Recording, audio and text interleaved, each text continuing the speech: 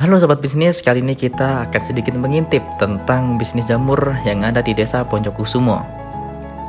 Tentunya teman-teman tidak asing dengan kata-kata budidaya jamur, bahan makanan yang sering dikonsumsi oleh warga Malang, sehingga tak heran jika bisnis jamur ini menjadi salah satu bisnis yang cukup menjanjikan untuk dikembangkan.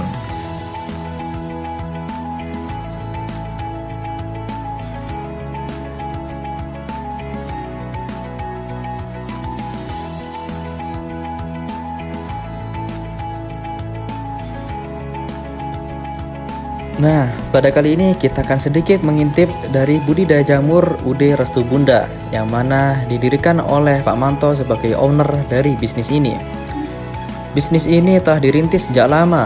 Tahun 2006 menjadi tahun pertama merintis bisnis ini, sehingga menjadi perjalanan yang cukup panjang hingga tahun 2022, yang mana sekarang telah mempunyai sekitar 70 karyawan yang aktif.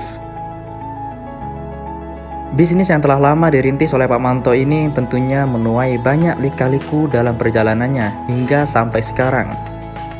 Pada awalnya Pak Manto memang menggunakan modal mandiri untuk merintis bisnis budidaya jamur ini. Modal yang didapatkan dari simpan pinjam koperasi sukses dimanfaatkan oleh Pak Manto menjadi cikal bakal bisnis yang sampai sekarang terus berkembang.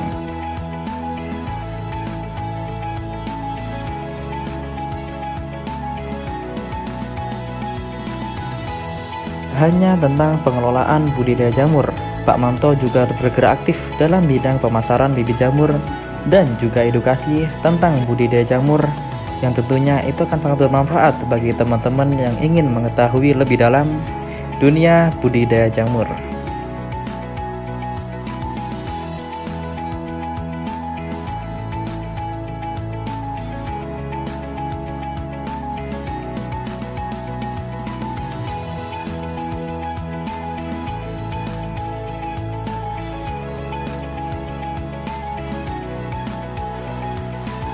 Seperti yang sudah kita katakan tadi, Pak Manto tidak hanya bergerak dalam budidaya jamur. Beliau juga bergerak dalam pemasaran jamur, yang mana salah satunya dipasarkan melalui resto yang dikelola langsung oleh Pak Manto. Resto yang dinamai Warung Jamu Ayu ini memang belum lama berdiri. Dan hal yang paling unik dalam resto ini, tentunya hampir semua menunya terdiri dari jamur.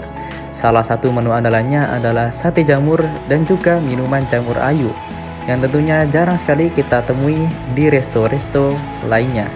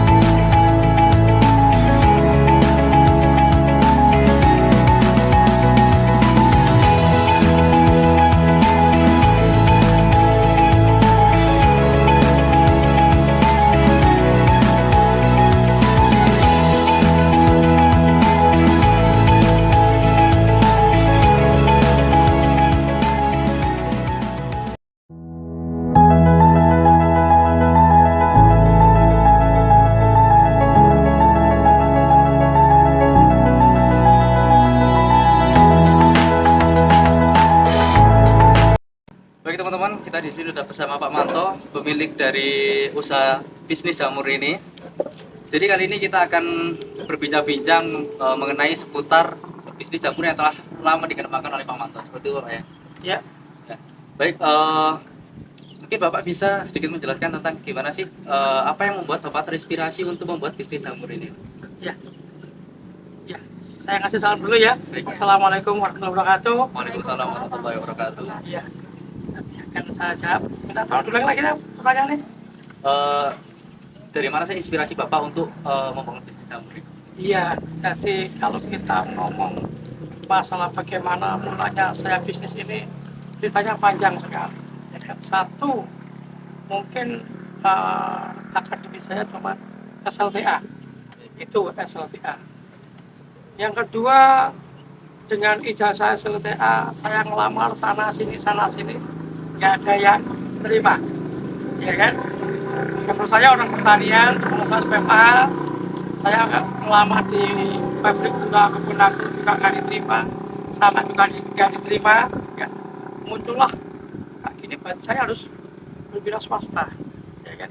Tapi dari wira swasta juga nggak harus ujuk-ujuk itu. Saya lulus 92. Saya kerja apa aja, mulai dari bangunan saya melakukan, ke dagang ikan saya lakukan. Mulai 2006 saya memulai. Saya harus mempunyai usaha sendiri di benak saya kayak itu.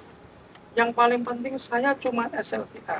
Tapi saya pengen keuangan saya jangan sampai kalah sama istilah, itu yang paling penting. Itulah yang memotivasi saya tadi. Karena apa? Background saya orang tidak punya, orang tua saya tidak punya juga. Saya SD SMP masih jualan kue keliling, itu yang menginspirasi. Jadi saya harus merubah cara hidup saya. Saya harus merubah masa depan saya, harus merubah masa depan keluarga saya. Itu yang kita lakukan. Baik, terima kasih. Selanjutnya bagaimana cara Bapak mempunyai usaha atau seperti pabrik dan Itu kan sekarang setelah hampir 17 tahun kayak gitu. Kalau tahun pertama ya sama nol aja nggak mungkin mau, iya kan? Bener, perbankan nol nggak mungkin mau. Tapi saat ini siapapun mesti gelap noleh ke saya, karena sudah tampak asli, iya kan?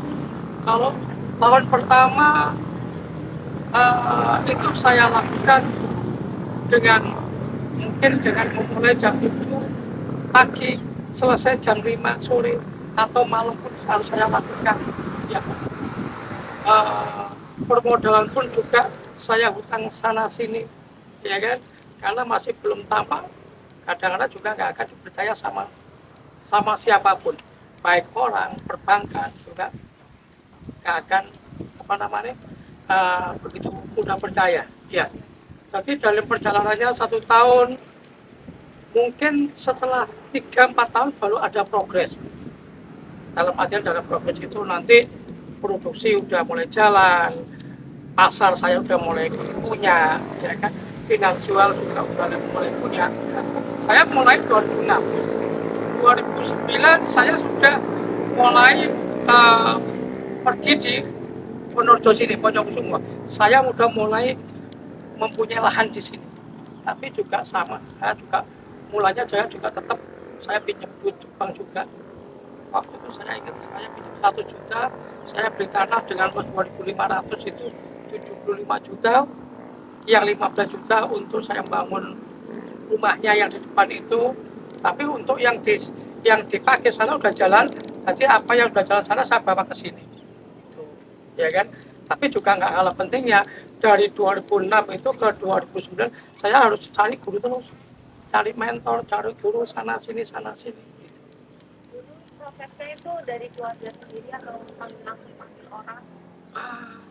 Saya itu background saya memang orang pertanian. Saya dulu pernah praktek ibaratnya PKL di jamur, cuma jamur merang.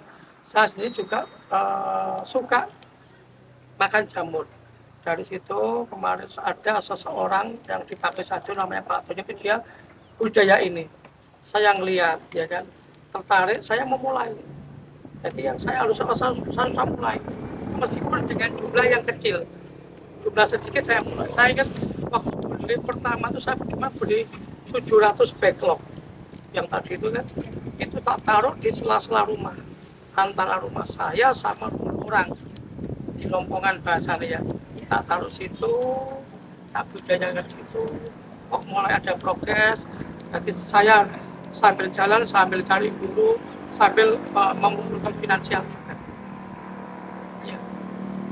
Jadi, tapi di sini yang unik adalah kenapa Bapak harus memilih jamur tidak lain? Sebenarnya kalau kita melihat ke belakang, apa yang saya lakukan itu banyak. Tahun-tahun 9, kalau kita mau mereview ke belakang, saya lulus 92. Lulusan pertanian 92. Dengan idealis saya pergi ke Kalimantan. Ya. Di Kalimantan tak pikir kalau kita lulusan pertanian itu mudah. Ternyata di sana nggak semudah yang dibayangkan, susah. Jadi di sana tak pikir saya kerja di sana mungkin jadi apa ya, kepala kebun atau apa. Ternyata enggak. Saya dapat kerjaan di Somel. Somel itu pengolahan kayu. Di kayu di Kalimantan, saya kerja di situ di jadikan panas tadi. Gak kuat saya balik lagi. 93 mungkin saya kerja sesuai yang ilmu saya di pertanian. Saya jadi spot worker, jadi petugas pestisida, ya, sampai Krismon, ya. Krismon semua kolab semua usaha kolab. Saya banting setir, waktu itu ada di Malang itu terkenal dengan burung kenari. Ya, saya jualan kenari, cuma saya jualannya nggak Malalaya, tapi Cirebon, Bandung, Jakarta. Jadi pasar saya adalah memang luar kota.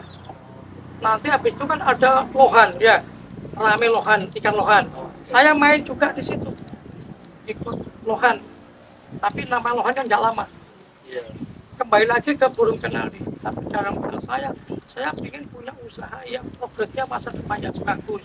Dan dari itulah saya memulai ketemu orang yang budidaya jamur. Saya mantep di situ, akan mulailah di situ. Ya. Jadi ibaratnya 2006 itu kaki kanan saya itu masih jualan burung ke Jawa Barat, kaki kiri saya di budidaya jamur. Ya. Mungkin 1 tahun menjelang itu kaki kanan saya lepas fokus di jamur. Jadi jamur sudah kenari sudah lepas, saya fokus di jamur.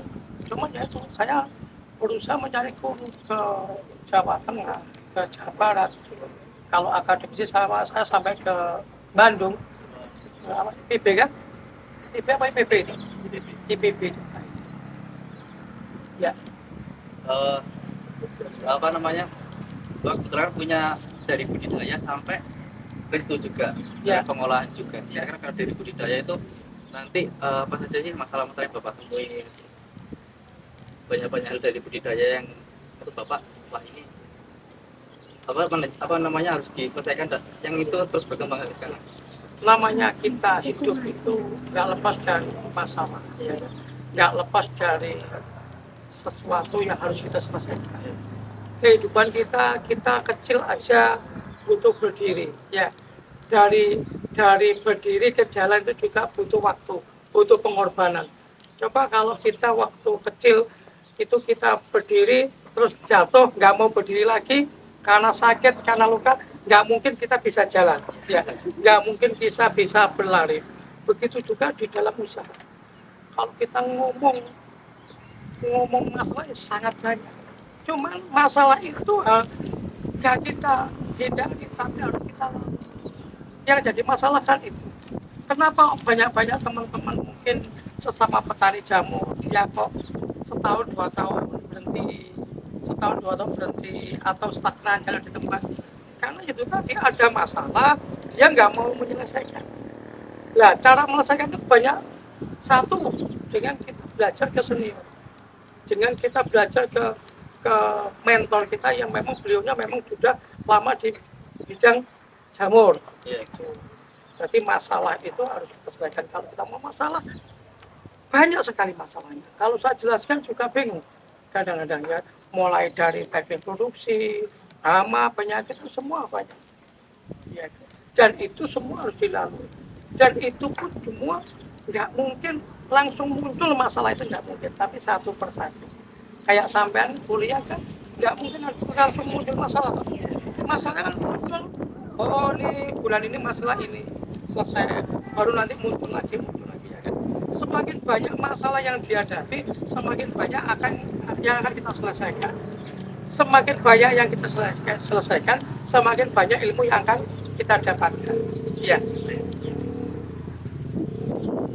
Produksi jamur adalah dari Bapak? Produksi jamur kita itu di sini memang yang memang mudah dibudidayakan dan bisa dilakukan oleh UKM cuma dua. Dari jamur tiram sama jamur kuping. Kalau kita melihat jamur banyak jamur edible yang bisa dimakan itu banyak. Loki, ya kan?